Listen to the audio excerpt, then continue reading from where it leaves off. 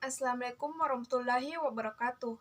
Perkenalkan, nama saya Nuraini Kriyanti, NIM 6126-2020-079. Yang pertama, pengertian ontologi beserta alirannya. Ontologi merupakan ilmu yang membahas tentang hakikat segala sesuatu yang ada, sehingga sesuatu tersebut bisa dipercaya oleh masyarakat. Aliran-aliran ontologi terbagi atas 5, yaitu yang pertama monoalisme, yang kedua individualisme, yang ketiga pluralisme, dan 4 nihilisme, dan terakhir agnotisme.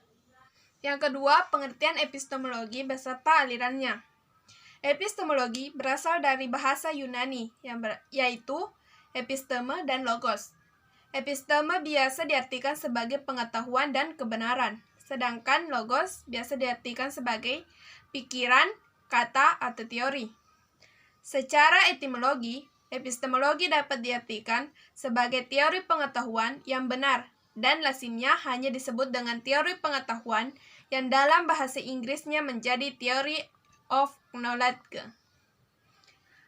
Aliran-aliran epistemologi yaitu aliran rasionalisme, positivisme, dan empirisme, yaitu pengertian aksiologi beserta pendekatan-pendekatannya.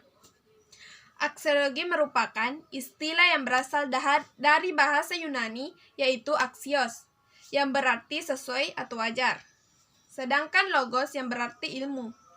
Aksiologi dapat dipahami sebagai teori nilai. Pendekatan-pendekatan dalam aksiologi terbagi 3 macam cara, yaitu 1. Nilai sepenuhnya berhakikat subjektif, yaitu reaksi-reaksi yang diberikan oleh manusia sebagai pelaku dan kebenarannya tergantung pada pengalaman-pengalaman mereka. Kedua, nilai-nilai merupakan kenyataan-kenyataan yang ditinjau dari segi ontologi, namun tidak terdapat dalam ruang dan waktu. Dan terakhir, nilai-nilai merupakan unsur-unsur objektif yang menyusun pada kenyataan.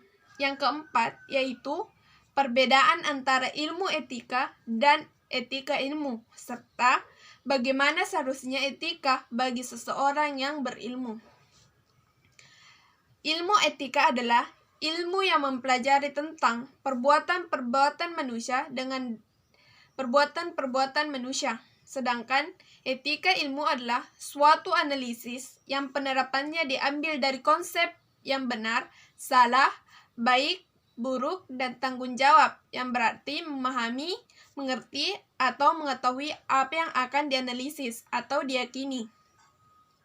Bagaimana seharusnya etika bagi seseorang yang berilmu?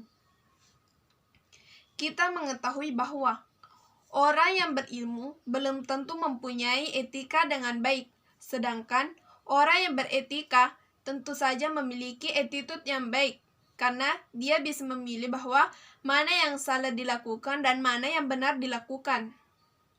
Yang kelima yaitu teori kebenaran ilmiah. Ada beberapa teori kebenaran ilmiah, yaitu 1. Korespondensi atau penyesuaian. Teori tersebut berpandangan bahwa penyataan adalah benar jika korespondensi atau berhubungan terhadap fakta yang ada. Yang kedua yaitu koherensi atau konsistensi, yaitu suatu pernyataan dianggap benar bila pernyataan itu berasal dari kebenaran atau konsisten dengan pernyataan sebelumnya yang dianggap benar. Yang ketiga yaitu teori pragmatika. Teori tersebut berpandangan bahwa arti dari ide dibatasi oleh referensi pada konsekuensi ilmiah atau personal atau sosial.